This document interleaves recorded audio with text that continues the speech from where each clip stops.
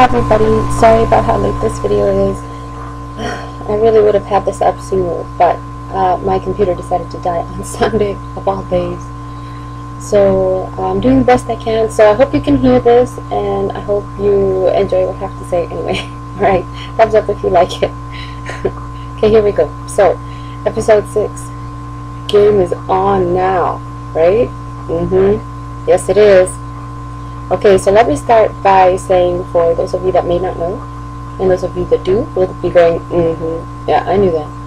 Game of Thrones was the original name given to the game of chess. And the producers and, well, the makers of this series are really doing a good job with playing out this game, the way it was laid out in the book. Now, in this episode, the pieces have already been set up. Let's put it that way. The pieces have already been set up. You know who they are, how they move, what their rules are, and how they're placed, right? But it's really the scene with Syrio and Arya that really gives you the sense that you got to play game now. This is it. You got to focus. And what does he say to her? You got to stay out of your troubles, or you're just going to get more troubles. You got to play your opponent. You can't just play your own game. You got to see what the other guy's doing too, because if he sees you coming, you're screwed, basically. Now, everybody in this episode is playing a very defensive game. Robert's defending, well, he's pretty much protecting himself, right? And by default, his kingdom as well. We're trying to keep Ned there. Now, Ned is protecting himself, his king, the kingdom, his family. He's trying to be dad to everybody.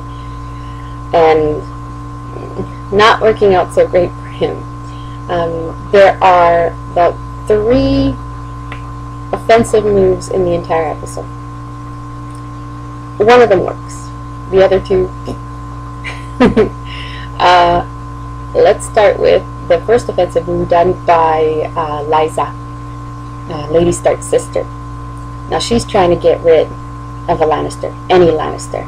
So here comes Lady Stark, drops Tyrion in her lap, and she is just itching to get rid of this guy. So here goes the trial, which was hilarious. I love Tyrion's confession and all the innuendos. Oh my god, so funny. So she tries it, but Tyrion knows the game too. And he's a clever little guy. And of course he uses the rules that they all move by to get himself out of there. And that Bronn dude, awesome! That fight was great, by the way. And I like that Bronn, even though he's a sellsword and he's kind of, you know, out for himself and a little bit of a rogue himself, gives the knight kind of a clean death, doesn't he?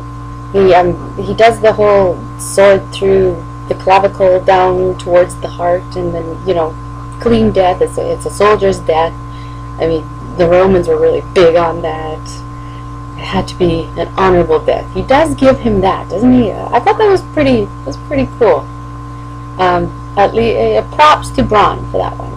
Yay, Bronn! But yeah, Tyrion, funny. First offensive move didn't work. Alright, now the second one that we see is in the throne room. And that one was Littlefinger's move, and it was brilliantly done. And at first I watched the scene and I'm going, what is this? Why is he beating us over the head with all this imagery? Oh, the fish is the sigil of the Tullys. Isn't the wife a Tully, Lord Stark? Oh, and isn't the guy that did this, you know, the Lannisters' little pet? So, but it was brilliant, because what was he doing? He was propaganda, basically. All the small folk now are going to get the idea of, wait a minute, now the Starks and the Lannisters are up against each other? Oh my god, we better watch out. It was brilliantly done. I love Littlefinger for that. I mean, I hate the dude. Well, I don't hate him, but, you know, they gotta kind of keep him at arm's length. But well played. Well played, Lord Baelish.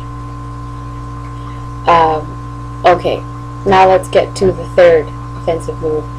And this one did not work at all. And we have to go to Daenerys and Viserys on this one. And you know what I'm talking about. Yikes! Okay, so here's Dany doing her little ritual, eating the horse's heart, and she does a great job. And you can see the love and the pride that Khal Drogo has for her, which is so awesome.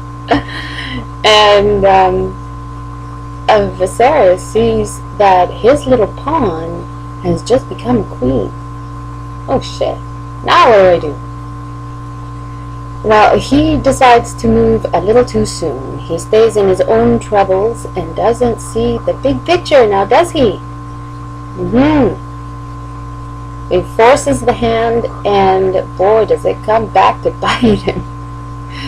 Oh my god, with the gold in the head, and that awful yet satisfying clinking sound that his head makes when he hits the floor. Oh, that is like that scene where what's his name?